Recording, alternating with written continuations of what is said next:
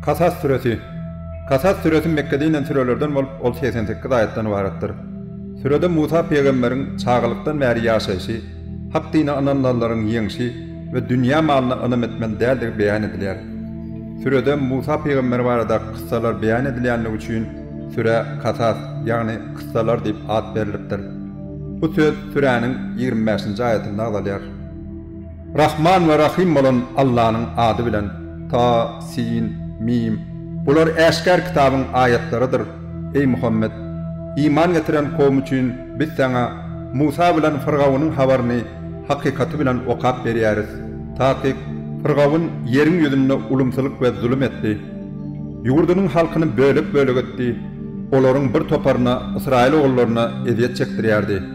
Onların oğullarını öldürüyardı ve ayallarını hizmet ettirmek için diri koyardı. Elbette ol Firavun bolga kişilerden boldy. Biz bolsa şol yerdeki eziyet çeken adamlara yaxşılık etmek, olary yol bassylar hem de yerlerini mirasçılar etmek istiyardyk. Şeýle hem olary şol yere yerleştirip Firavuna, Hamana ve buların goşununu öz gorkan zatlaryny başlaryna getirip görkezmek istiyardyk. Biz Musa'nın ejesine onu emdir. Ona bir diýan geler öýdüp gorksaň, destene onu deriýa taşla. Hem de ol helak bolar öýdüp gorkma, gynanma. Biz onu hükmen sana gaýtaryp berer ve onu peygamberlerden eyler deyip vahiy ettik. Onu Musa'nı Firavun'un başkalasy özlerine düşman ve gaýgaly da bolmak üçin deňizden tutup aldylar. Elbette Firavun, Haman ve olaryň goşunlary ýalňyşypdylar. Firavun'un aýaly bu çağa meniň üçinem, seniň üçinem göz guwanjymyz bolar. Onu öldürmäň. Belki onun bize nepi deger ya da onu oğulluk alır deydi. Olaryň hiç zatdan habarlary ýokdy. Musa'nın ejesinin kalbi Musa'nın gaýgysyndan başga zatlardan boşap galypdy. Eger biz onu ananlardan, müminlerden bolmak üçin göwnüni hatirjem etmedik bolsadyk, ol Musa'nın öz oğuldugyny aýan ederdi. Ol şol wada Musa'nın uýasyna onu iýdarla diýipdi. Ol hem udakdan tinlap durupdy ve Firavun'un başkalasy bundan bihabardy. Biz Musa süýt emdirýän emekeleri emmegi öňden gadagan edipdik. Şonda ol Musa'nın uýasy gelip men onu emdirmegi ve terbiýelemegi boýnuna aljak bir maşgalany size salgy bereyinmi? Olar bu çağa nädip ulatmak işine maslahat çem bolarlar diýdi. Şeýdip biz göz aýdyn bolsun, gynanmasyn we Allah'ın wadasynyň hakdygyny bilsin diýip Musa'ny öz ejesine gaýtaryp berdik. Ýöne olaryň köpsi muny bilmeýärler. Ol kämilligi etip akyl käsedi dolandan soň biz ona hikmet we ilim bagşetdik. Biz salihleri şeýle tiýlaglaýarys. Musa şäherin ýaşaýjylaryň zatdan bihabar wagty şähere girdi we ol ýerde iki adamyň uruşýandygyny gördi. Olaryň biri öz kowmundan we beýlekçi bolsa düşmanyndan. Şol pursat kowmundan bolan adam düşmanyna garşy ondan Musa'dan kömek sorady. Şonda Musa ona bir ýumruk urdy. Ol hem bu sebäpli destine can berdi. Musa bu şeytanyň işidir. Elbette ol şeytan ýoldan çykarýan eşkar düşmandyr diýdi. Ol ýene de ey Perwerdigarim, men taýyk öz janyma jebir etdim, maňa merhamet et diýdi. Allah hem onu bagyşlady. Çünkü ol bagyşlaýjydyr, rahim şefaatlydyr. Ýene ol ey Perwerdigarim, seniň maňa eçilen nimetlerim üçin meninni hergiz günäkar adamlara kömekçi bolmaryn diýdi. Musa şäherin içinde gorkulu ýagdaýda daň atyrdy. Birden görse ine düýünki özünden kömek soran adam gyýgyryp onu ýene de kömege çağırýar. Musa bolsa oňa taýyk sen anyk bir azgyn ekeniň diýdi. Musa ikisiniň de düşmany bolan kişiň tutmakçy bolanyna ol düýünki kömek eden adamsy. Ey Musa, sen näme? Düýünki adamy öldürşiň ýaly meni de öldürmek istýärsiňmi? Senin barislerin yer yüzünde tütemgar olmak, sen düzetijilerden bolmak isleýän ok diýdi. Şäherin çetinden bir adam ılgap gelip, ey Musa, emeldarlar seni öldürmäge dil biriktirdiler. Sen çık da git, men sana maslahat berýänlerden diýdi. Musa gorka eýlesine beýlesine garap destine şäherden çykdy. Şol pursat ol, ey Perwerdigarim, meni bu zalim kowmdan halas et diýipdi. Yüzünü Medyen şäherine tarap öwrenme bolsa, belki de Perwerdigarim meni has dogry ýoly gönükdirer diýdi.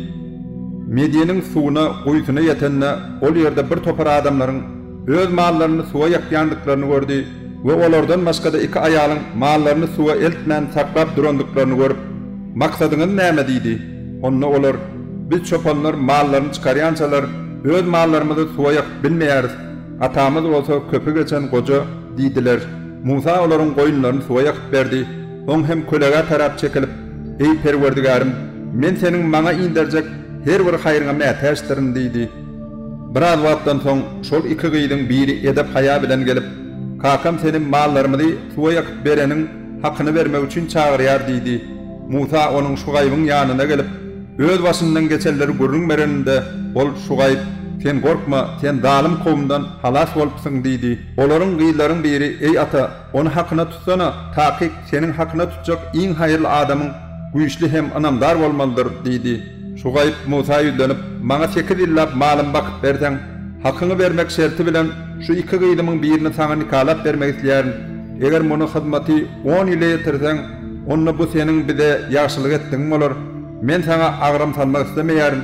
İnşallah sen meniň salih kişidigimi görersiň" diýdi. Onda Musa, "Bu seniň bilen meniň aramdaky alalaşykdyr. Bu iki müddetden haýsyny doldursam ygtyýar özümde. Soň maňa düşmançylyk ikilik etmek ýokdur. Allah aýdýan sözümde güwädir" diýdi. Musa müddetini doldurup ähli maşgalasy bilen Misre tarap ýola düşende, Tur dağı tarapynda bir ot gördü we maşgalasyna, "Siz garaşyň, men bir ot gördüm. Belki size ondan bir habar ýa-da ýylanmaňyz üçin şol otdan bir köz alyp geleýin" diýdi. Musa onuň oduň ýanyna gelende, mübarek ýeriň sag tarapyndaky jülganyň kenaryndaky bir agaçdan oňa şeýle ses geldi. "Ey Musa, takyk, men älemleriň perwerdigary bolan Allah'dyryn. Hasany ýere okla" diýdi. Musa hasasynyň ýylandek towlanýandygyny görende ýygyna garaman gaçdy. Onda Allah oňa, "Ey Musa, gorkma-da ýygyna gaýt. Elbetde sen aman galarsyň. Eliňi hem goltuňa sal, goý ol hiç bir tegmensiz apak bolup çyksyn.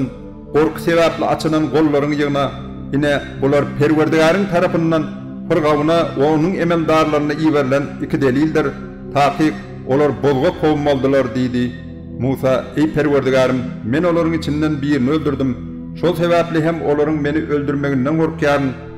Doganym Harunyň dili meninkiden has düşünüklerek, onu hem meniň bilen bile meni tasdiklayan bir goldawçy hökmünde iýer. Takyk olaryň meni yalan hasaplamaklaryndan gorkýaryn" diýdi. Allah, "Biz doganyň hem saňa goşmak bilen seniň kuwatyny hasda güýçlendirer, hem de ikiňize de sultanlyk berer. Olar biziň görkezjek gudratlarymyz sebäpli size el degirip bilmediler. Netijede siz hem size erenler hem üstün çykarlar" diýdi. Musa olara biziň äşkär ayat nişanlarymyzy getirenler olar. "Bu toslanyp tapylan jadydan başga zat däldir. Biz öňkü ata-babalarymyzdan muny hiç eşitmändik" diýdiler. Musa, "Meniň Perwerdigarim öz ýanyndan dogrulygy, hak dini getireniň kimdigine, ahiret ýarynyň kimiň peýdasyna boljakdygyny hem bilýändir. Elbetde zalimler maksatlaryna yetmezler" diýdi. Pırgawyn, "Ey emeldarlar, men siziň üçin menden başga hudaýyň bardygyny ikrar edýän däldirin. Ey Haman, meniň üçin palçyň üstünde ot yak da Musanyň hudaýyna aralaşmagym üçin maňa bir kepişden bir diň ýasa. Ýöne ol bir ýalançy mykady ýaryň" diýdi. Pırgawyn we onuň leskerleri haklary bolmasa da yer ýüzünde menmenlik etdiler we öýleriniň bize gaýtarylyp getirilmejekliklerini güman etdiler. "Biz hem onu we leskerlerini tutup deňde taşladyk. Gör bak, zalimlaryň soňy nähilli bolýar eken. Şeýdip biz olary dogdaga çağıryan ýolbaşçylar etdik. Kıyamet gününde hem olara ýardam berilmez. Biz bu dünýäde hem olaryň ýygyna nälet takdyk. Kıyamet gününde hem olary hiç kim halamaz. Olaryň mundan öwüt almaklar üçin öňkü nesilleri helak edenmizden soň biz insanlar üçin pehem, dogry ýol we merhemet hökmüne Musa kitaby Tewraty berdik. Ey Muhammed, biz Musa emri wahy berenmizde sen biziň onuň bilen wadalaşan ýerimiziň Gulmatar tarapynda däldiň. İnkar edijiler seniň Gulmatar dağdan bu habar alyp gelendiň aýdar ýaly we muňa şaýat hem bolmanyň ýöne bir täze nesilleri dünýäge getirdik. Olaryň üstünden hem ençe ömürler geçdi. Şeýdip olar Allah'ny unutdular. Sen Medyen ýylanyň arasynda hem oturup olara biziň ayatlarymyzy okap bermäniň ýöne bu gelip geçen peýgamberleriň ählisini iýeren bizdir. Olaryň habaryny hem iň gowy bilýän we saňa ýetirýän hem bizdir. Biz Musa ýüzlenýän wagtymyz hem sen Tur dagynyň ýanynda däldiň. Ýöne sen Perwerdigaryň tarapyndan bir merhemet hökmüne olaryň öwüt almaklar üçin özüňden öň hiç bir duydurcu gelmedik kowma duyduruş vermek için iyi verilin. Eğer olaryň başlaryna öd eden etmişleri sebäpli bir bela musibet gelsedi, olar ey Perwerdigarymyz, käşke bize bir peýgamber iwersedin, senin ayatlaryna eýererdik we iman getirenlerden bolardyk diýerdiler. Olara bizim tarapymyzdan hakikat peýgamber gelende bolsa, olar käşke Musa berilen zatlar, gudratlar ýalsy oňa da berilsedi diýerler. Olar bular bir-birine kömek edýän iki jadygoýdyr. Biz bularyň hemmesini inkar edýär diýmek bilen Musa berilen zatlar, gudratlary hem inkar etmendilermi? Sen olara eger siz dogruçul bolsaňyz bu ikisinden Tewratdan we Kur'andan has dogry bir kitap getirin, men hem şoňa eýererim diýip aýt. Eger olar saňa jogap berip bilmeseler bilip goý, olar jogap hem berip bilmezler. Olar diňe öz höweslerine eýerýändirler. Allah tarapyndan gelen bir dogry ýol bolmadan öz höwesine nefsine eýeren kişiden beter ýoldan çykan kim bolup biler? Allah zalim kowmy hergiz dogry ýola salmaz. Biz olaryň insanlaryň öwüt nesihat almaklar üçin sözi wahyny olara bölek halda giňişleýin ýetirendir. Bizim ondan Kur'anyň öň özlerine kitap, Tewrat, Injil berenlerimiz Yahudiler we Nasranylar hem oňa Kur'ana iman getirerler. Ol Kur'an özlerine okalanna olar. Biz oňa iman getirdik. Elbette ol Perwerdigarymyz tarapyndan gelen hakikatdir. Taýyk biz mundan öň hem muslimandyk diýerler.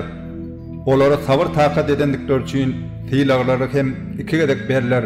Olar yamanlygy ýaşylyk bilen sowarlar we biziň özlerine beren ırtgalmyzdan mätäşlere sarp ederler. Olar boş zatlar esitdiler, ondan ýüde görüp biz öz işimiz bilen bolaly, siz hem öz işiniz bilen bolun, salamat bolun, biz nadanlar bilen iş çalışmak islemeýär diýerler. Ey Muhammed, sen öz islan adamlaryny dogry ýola salyp bilmersiň. Ýöne Allah öz islan adamlaryny dogry ýola salar. Ol dogry ýola girjekleri iň ýaşy bilýänler. Olar Mekkeli kafirler, ey Muhammed, biz eger senin bilen birlikde dogry ýola giräsek, bizi öz ýerimizden desini götürüp çykararlar diýdiler. Ey sen biz olary öz tarapymyzdan ırskal hökmünde ähli zatlaryň miweleriniň ýygnalýan mukaddes asuda ýerini Mekkany mekan edip bermänmidik. Emma olaryň köpsi muny bilmeýärler. Biz bolçuluğa yetenden soň nymatlara näşgürlik edip, adam ençeme owa şäheri helak edipdik. Ine olaryň ýerleri, olardan soň bu ýerlerde az wagtlyk ýaşally, soň miras düşerleri biz bolduk. Senin Perwerdigaryň ayetlerimizi okuyan bir peýgamber iýermedik owasyny, şäherini helak edýän däldir. Biz diňe halky zalim bolan owalary helak edýändir. Size berilen zatlar dünýä ýaşaýyşynyň näseleridir we zinatlarydyr. Allah'ın yanındaky zatlar bolsa has haýyrly we bakydyr. Siz aklyňyzy ulanmaýarsyňyzmy? Biziň ýaşy wada cenneti berenlerimiz we şol wadalara şüphesiz gowşan kişilerimiz biziň dünýä ýaşaýyşynyň näseleri baýlygy bilen nymatlandyryp, soň hem kıyamet güni azaba duçar edilen kişi ýalymy eýsem, ol gün Allah olary ýüzlenip, hany siziň bardyr öýdüp guman eden şäriklerim nirede diýer. Üstlerine söz azap düşýäni hak bolan kişiler, ey Perwerdigarymyz, olar biziň azdıranlarymyzdyr. Biz olary hem öz adaşymyz ýaly azdyrdyk. Senin öňüňde olardan biýdardygymyzy aýdýarys. Onsuz hem olar diňe bir bize ibadat kullyk etmeýärdiler. Olar şeytanyň ýygyny hem eýerýärdiler diýerler.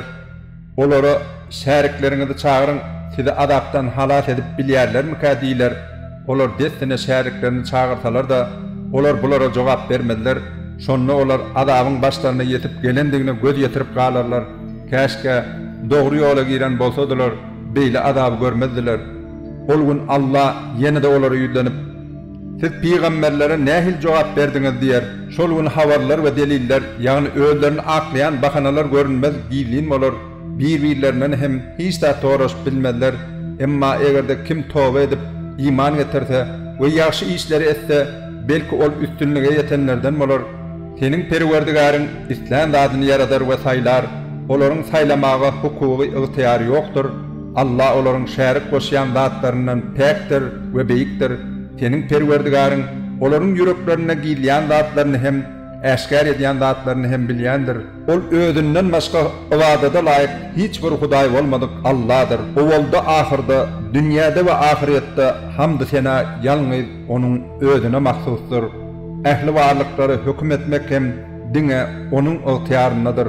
Siz hem oňa dolanyp bararsaňyz, ey Muhammed, sen olara hakykaty habar beriň. Eger Allah gijany kıyamata çenli dowam edip üstüňize goýsa, Allah'dan özge size ýagtylyk getirip geljek Hudaý kim? Eşitmeýärsiňizmi? diýip aýt. Ey Muhammed, sen ýene de olara han habar beriň. Eger Allah gündüzi kıyamata çenli dowam edip üstüňize goýsa, Allah'dan özge size içinde din jalyan gijanyny getirip geljek Hudaý barmy? Muňa aklyňyz ýetmeýärmi? diýip aýt.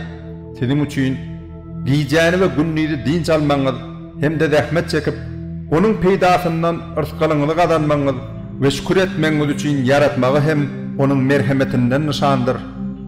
Ol gün Allah olara ýüzerip, "Hana siziň meniň şäriklerimdigini guman eden hudaýlaryňyz nerede?" diýer. Biz her bir ümmetden bir şaýat çykarar, olara "Hana delilleриňizi getiriň" diýer. Şonda olar hakikatyň ýalňyz Allah degişlidigini, toslap tapan hudaýlarynyň bolsa ýitip gidendigini bilip galarlar. Karun hem Musa'nın kowmundandy. Ol olara kowmuna garşy argynlyk etdi. Biz oňa şeýle bir hadinalar berdik bolýan.